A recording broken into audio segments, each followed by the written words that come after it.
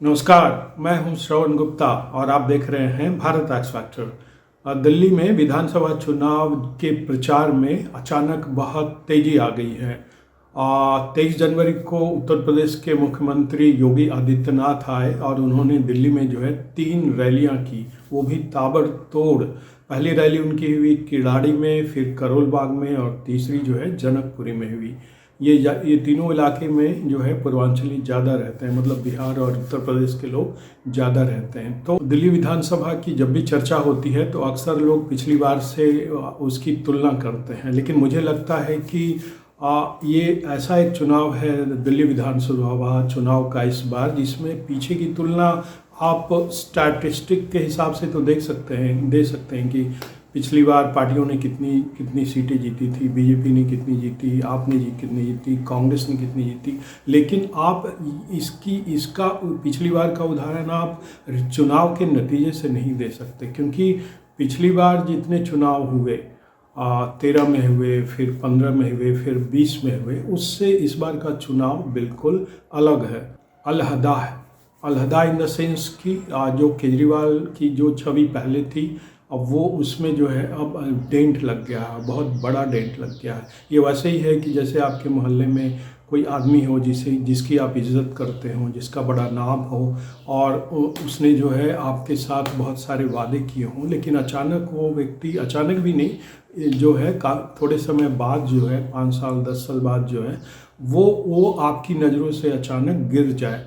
ये ऐसा ही मामला है। दिल्ली के जो पूर्व मुख्यमंत्री हैं अरविंद केजरीवाल, दिल्ली में उनकी छवि जो है आम लोगों की नज़र में, ज़्यादातर लोगों की नज़र में वो जो है वैसी ही हो गई है। अरविंद केजरीवाल जो है लोगों की नज़रों से गिर गए हैं, ज़्यादातर लोगों की नज़रों से। सीधी अगर उनका देखें, उनके काम देखें, उनके वादे देखें, तो ये बिल्कुल पता लगता है। तो जो लोग दिल्ली चुनाव की बात कर रहे हैं कि भाई किसकी संभावना है, कौन जीतेगा, कौन जीत सकता है, तो इसमें मुझे लगता है कि इसमें बहुत सारी चीज़ें अब साफ़ हो गई हैं। और आप ध्यान रखिए कि दिल्ली में अरविंद केजरीवाल को पिछले 10 साल और उसके पहले से वोट कौन देते आ रहे थे। अरविंद केजरीवाल ने जब अपना शुरू किया था अपना करियर जो है राजनीति में 2012 के आसपास, तब उन्होंने एक सपना दिखाया था दिल्ली के लोगों को, बहुत बड़ी बड़ी बातें की थी उसमें। तमाम लोग जो है एक सपना था, एक आदर्श की बात थी। तो ऐसा हुआ था कि बहुत सारे लोग जो है अपनी नौकरियां छोड़कर जो है अरविंद केजरीवाल के साथ आए थे। उन्हें लगा था कि एक ही आदमी ऐसा है जो पूरी राजनीति बदल देगा, और उन्हीं लोगों ने फिर वोट दिए थे जो थोड़े सेंसिटिव हैं, जो समाज के बारे में सोचते हैं, देश के बारे में सोचते हैं और अच्छी चीज़ों में भरोसा करते हैं, सच्चाई में, ईमानदारी में। उन लोगों ने वोट दिया था। और दूसरा उन्हें वोट देने वाला कौन था? दूसरा था उन्हें वोट देने वाला निचले तबके के लोग, जिनकी आमदनी जो है 10,000 15,000 तक की है, जिनकी पत्नियां जो हैं फैक्ट्रियों में काम करती हैं, या झुग्गी झोपड़ी में जो लोग रहते हैं। वो इसलिए वोट दिया उन लोगों ने क्योंकि अरविंद केजरीवाल ने जो है बिजली पानी फ्री कर दिया। तो भाई जिस मान लीजिए दिल्ली में जो है जितनी मजदूर हैं, जो लेबर क्लास है, उनकी पत्नियां जो हैं अगर काम करती हैं फैक्ट्री में, और अगर वो बस से सफ़र करती हैं, तो हर महीने उनका करीब जो है 2-2.5 हज़ार रुपया जो है बच जाता है इसके आसपास का। तो ये उनके लिए बड़ी राहत होती है। तो एक जो वोटर्स थे, एक तो वो क्लास था जो अरविंद केजरीवाल के सपने से प्रभावित था। उन्हें लगा था कि एक अच्छी राजनीति जो है देश में शुरुआत हो गई है, जिसके अगुवाई जो है अरविंद केजरीवाल कर रहे हैं। दूसरा जो वोट देने वाला वर्ग था, वो था जो जिसके पास पैसे नहीं थे, जो सरकार की योजनाओं पर डिपेंड करते थे, उन लोगों ने वोट दिया।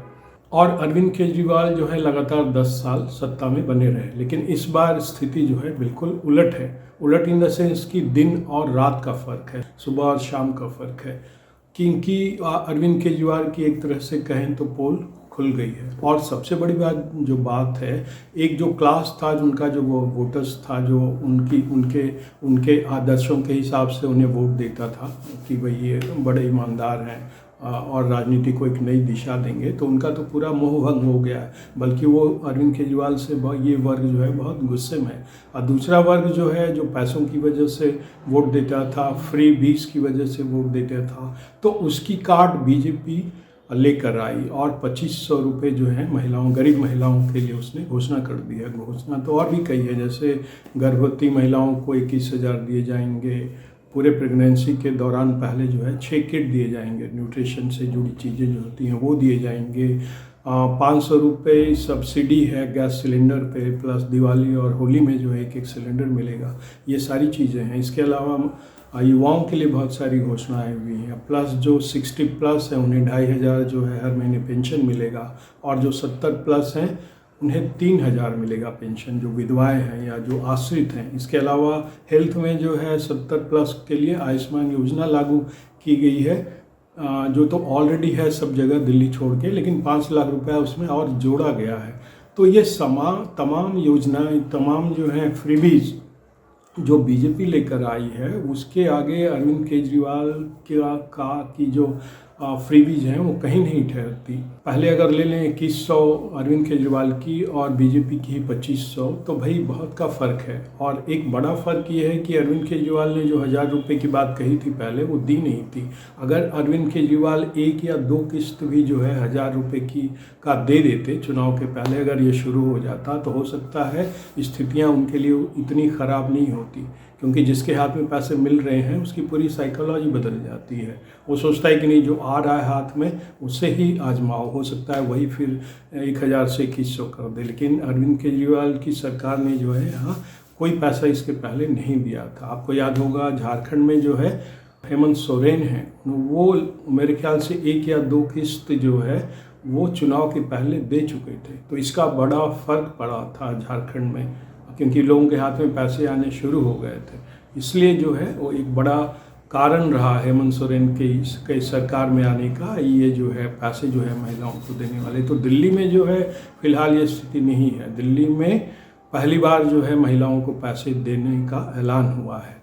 बीजेपी की तरफ से 2500, आम आदमी की तरफ से 2100 और कांग्रेस की तरफ से 25 की। तो ऐसे में देखिए, वो जो वोटर है, जो बड़ा वर्ग है, जो कम पैसे, जिसकी कम पैसे पाता है, जो है वो फैक्ट्रियों में काम करता है या तमाम जो है झुग्गी झोपड़ी में रहता है, उसकी महिलाओं को उनके घर में अगर 2500 आता है, तो फिर मुझे लगता है कि इससे आगे बात करने की कोई ज़रूरत ही नहीं पड़ती है कि किससे वोट मिलेगा। ये 2500 और 2100 का फ़र्क बहुत ज़्यादा है। और पूर्वांचली देखिए, यहाँ जो रहते हैं बिहार और यूपी के लोग, और बिहारी तो खासकर बहुत अवेयर होते हैं।